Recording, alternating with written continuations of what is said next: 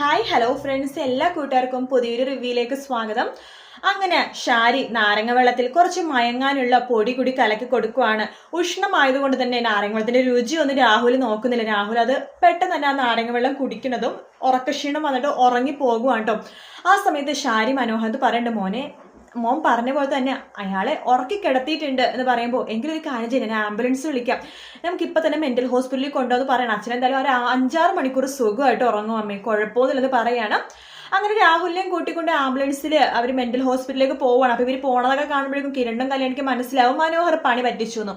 അങ്ങനെ ഹോസ്പിറ്റലിൽ എത്തിയ മനോഹർ കിരണിനെ വിളിച്ച് പറയുന്നുണ്ട്, അതെ ഞാൻ പറഞ്ഞ പോലെ തന്നെ ചെയ്തിട്ടുണ്ട് കേട്ടോ, നിങ്ങൾ പറഞ്ഞ പോലെ തന്നെ ചെയ്തിട്ടുണ്ട്, മെന്റൽ ഹോസ്പിറ്റലിൽ കൃത്യമായിട്ട് എത്തിച്ചിട്ടുണ്ട്, ഇപ്പൊ ഷോക്ക് കൊടുക്കാൻ പോകുക, കാണണമെന്നുണ്ടെങ്കിൽ പെട്ടെന്ന് വാ എന്ന് പറയാണ്. അങ്ങനെ കിരണും കല്യാണിയും കൂടി ആ കാഴ്ച കാണാൻ പോയേക്കാം എന്ന് വിചാരിച്ചിട്ട് മെന്റൽ ഹോസ്പിറ്റലിലൊക്കെ പോകുകയൊക്കെ ചെയ്യും കേട്ടോ. അങ്ങനെ രാഹുൽ ആണെങ്കിൽ കണ്ണു തുറക്കുമ്പോൾ ഞെട്ടിക്കുന്ന ആ കാര്യം മനസ്സിലാവാണ്. വേറൊന്നല്ല, രാഹുൽ മയക്കത്തിലായിരിക്കുന്ന സമയത്ത് തന്നെ തനിക്ക് ഷോക്ക് ട്രീറ്റ്മെന്റും കാര്യങ്ങളൊക്കെ തന്നു കഴിഞ്ഞിരുന്നു. മാത്രമല്ല തന്റെ കൈയും കാലൊക്കെ ചങ്ങലയിട്ട് ബന്ധിച്ച പോലെ എവിടെ അനങ്ങാൻ പറ്റാണ്ട് കിടത്തിയിരിക്കണം. രാഹുലിനെങ്കിൽ പ്രാന്ത് പിടിക്കാണ്ടോ. രാഹുൽ പറയുന്നുണ്ട് എനിക്ക് പ്രാന്തും വട്ടും ഒന്നുമില്ല എന്നൊക്കെ പറയുമ്പോ അവിടുത്തെ ഡോക്ടറും അതുപോലെ തന്നെ അവിടുത്തെ നേഴ്സുമാരും പറയേണ്ട എല്ലാ വട്ടന്മാരും ഇങ്ങനെ തന്നെയാണ് സർ പറയണത്, കുഴപ്പമൊന്നും ഇല്ല എന്നുള്ളത്. സർ പേടിക്കൊന്നും വേണ്ട, സാർ ഒരു തുടക്കക്കാരനായോണ്ട് 3-4 മാസം കഴിയുമ്പോൾ ചിലപ്പോൾ റെഡിയാകും എന്നൊക്കെ പറയാണ്.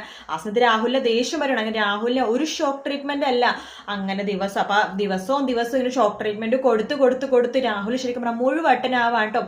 അപ്പോൾ രാഹുൽ ശരിക്കും പറഞ്ഞാൽ രാഹുലിന്റെ ആ ഒരു അവസ്ഥ കാണുമ്പോഴേക്കും ഷാരിക്കും സരിയും ചെറിയൊരു വിഷമവും കാര്യങ്ങളൊക്കെ വരും. പക്ഷെ മനോഹർ അതും മുതലെടുക്കാണ്.